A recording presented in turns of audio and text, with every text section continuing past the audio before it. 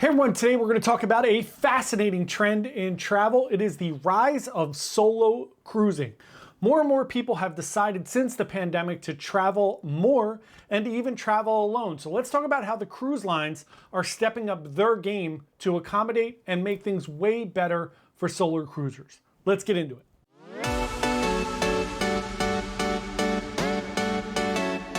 Hey everyone, John here from Bite Size Cruises. Welcome back to the channel. Today is April Fool's Day. We're not going to play any tricks on you. I saw some really fun ones today. I saw John Heald announcing a Carnival cruise port in Cleveland. I saw the one a lot of people fell for, which is the sliding board down the side of a Royal Caribbean ship into the ocean.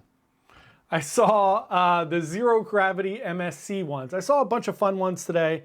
We're not going to play any tricks on you. We are putting the finishing touches on our NCL breakaway vlogs. They're going to start coming out tomorrow. But today I wanted to talk about something I'm super passionate about, which is solo cruising.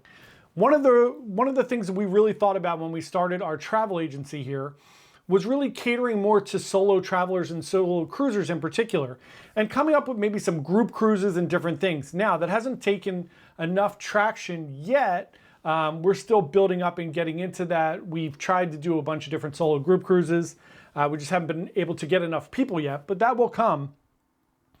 And one of the things I wanted to talk about today is some of the challenges when you travel solo. Some of the things that cruise lines are doing to really build up that. So as of January 15th, as some of you may know, Norwegian has really taken the lead here. They've added over 1,000 solo cabins on their ships across their fleet. They have 19 ships right now. They have 1,500 solo person cabins. Some of them are even larger cabins now. It used to be just the studio cabins in the studio little area of the ship. Now there are solo inside, solo ocean view, and solo balcony cabins. MSC, as we've talked about, has interior yacht club rooms. Not really for solo travelers, but it's a cheaper cost for a yacht club, which is a suite offering, which is great. MSC does have studio cabins. Royal Caribbean has added some. So has Holland American and a few other cruise lines. So it's starting to become a big thing for a lot of these cruise lines. Now, as we said, Norwegian really is leading the charge here, which is great. But what we've seen since the pandemic is there's this huge shift towards solo travelers, and solo travelers are now making up 18% of global bookings for cruises. That's not an insignificant number. So it's almost 20% of cruisers are solo cruisers. That's a big number, and it's only going to continue to grow. Now, we've seen it on our last few Norwegian cruises. There are a lot of elderly solo cruisers. So having a little bit of camaraderie or people to enjoy meals with, getting little programs together for those solo travelers, I think is really big too, which is, again, one of the reasons why we want to be on the forefront of coordinating and helping with these solo groups and different things. So it's one of the things I wanted to talk about today. It's going to be my question of the day. Do you ever travel solo? Would you consider traveling solo? If so, would you like to be part of a group experience where maybe, we plan some dinners together, we plan some excursions together, we do a bunch of things to make it a little more of an inclusive experience for you? Or do you prefer your solo travel to just be solo, where you can kind of get some peace and quiet and relax and recharge?